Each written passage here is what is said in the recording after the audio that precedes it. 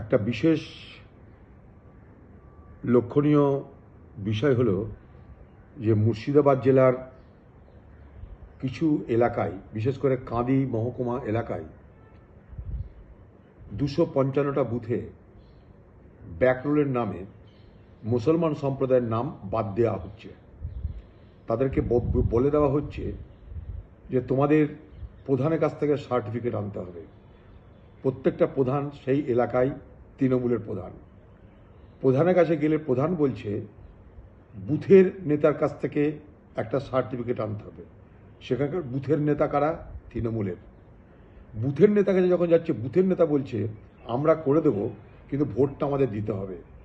অর্থাৎ মুসলমান সম্প্রদায়কে তৃণমূলের পক্ষ থেকে ভোটার লিস্টের নাম বাদ দেওয়ার ভয় দেখিয়ে এবং তার পাশাপাশি তাদেরকে সহযোগিতা করার নামে ভোট আদায়ের প্রক্রিয়া শুরু হয়েছে। এটা কিন্তু একটা নতুন দিক, যেটা আমার মনে হলো মুর্শিদাবাদের মানুষকে, বাংলার মানুষকে জানানো দরকার।